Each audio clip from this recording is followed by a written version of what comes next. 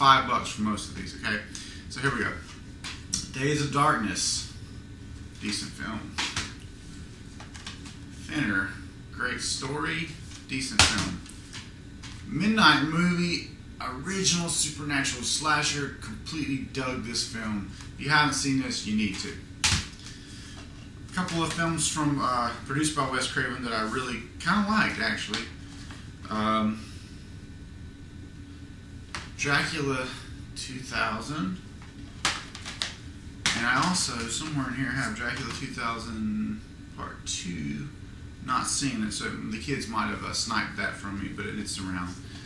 The original Howling, $5 special edition. Did not have a special edition, and had to borrow Strebo's a couple different times. And for reference for writing our MVP werewolf film, I thought, hey, $5 can't beat that. Nightmares and Dreamscapes, Stephen King. It's a short story collection. Haven't seen it yet. The Watcher. Never heard of this film. I did watch this film. It was very good. James Spader and Keanu Reeves. Really good. Kind of a role reversal from what you might expect from those two guys, just given how they're typically typecast. The Hills Run Red. $5. People, this is an awesome well, not really even supernatural slasher. This is an awesome slasher picture. Really, really good. All the things that make me like a slasher picture are in here, so check it out if you want to know Brento a little bit better. The Diary of Ellen Rimbauer. It's a prequel to Rose Red. I like Rose Red, so I thought, hey, this will be fun to watch one night. Okay. Red Dawn 2-disc special edition. One of my favorite films from the 80s. Didn't even know a special edition existed. It's got $14.99. It's brand new, never been opened. I think I paid $9 for it, so that was a good deal. Everybody likes to poo-poo this film. The Mummy 3, Tomb of the Dragon Emperor. I'm a big Jet Li mark, so yeah, it wasn't a great movie. Really disturbed me that they got rid of Rachel Weisz and just replaced her character. I thought, hey, why not just make her be on some book writing tour and not show up? But apparently they thought, hey, Rachel Weisz, yeah, what? Personally, I really loved her in the first two movies, so I didn't like it. They replaced her. That really, really hurt the whole suspension of disbelief for me in the third movie. Although it had the incredible and gorgeous Michelle Yeoh and amazing Jet Li, so I'm torn. And had some great CG. Well, I don't know about great, but some really solid CG. I love the CG Yetis in particular. Could have done without some of the other CG, but the Yetis looked awesome. And for me, this is I like the Mummy franchise. I know a lot of people like to crap on it. Personally, I liked it.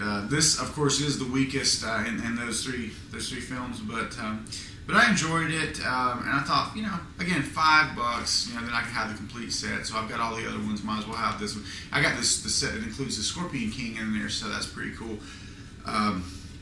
Hakuna Machinte. Moving right along.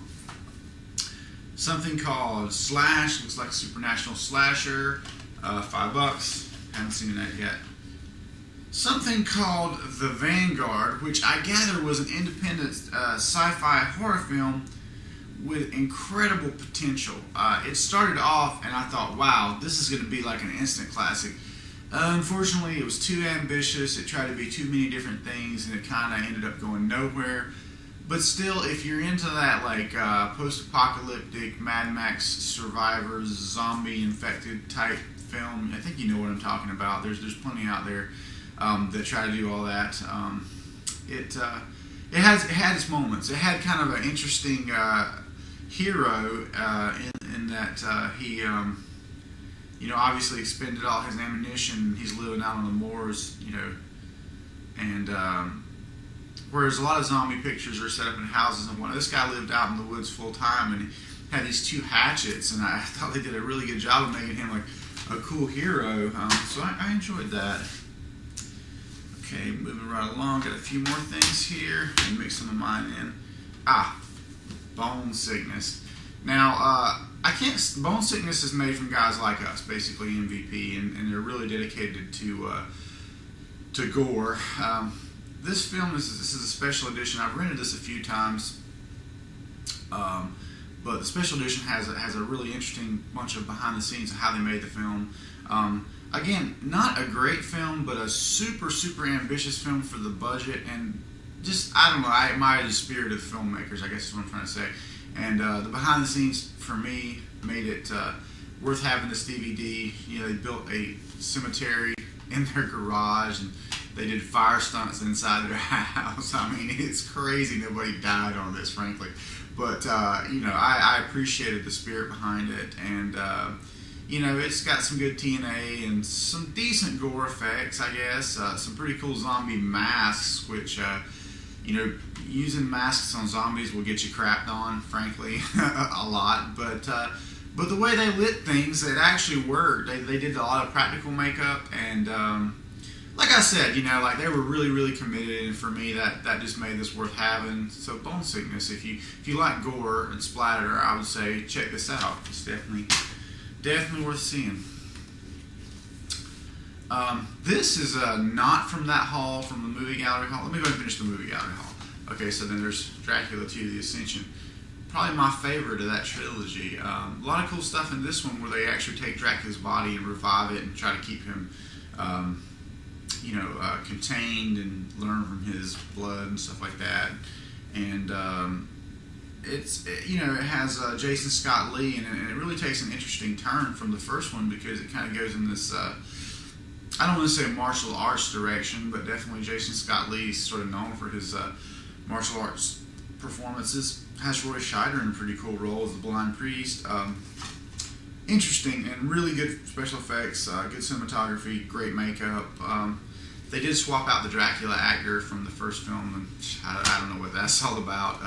Because it was really a non-issue. The guy was unrecognizable most of the time, and I think they could have kept him unrecognizable and sort of avoided that little hiccup. And then they changed him out again the third time with Rutger Hauer. What's going on, guys? Come on. I mean, like, pay these people, or, you know, explain it with better writing.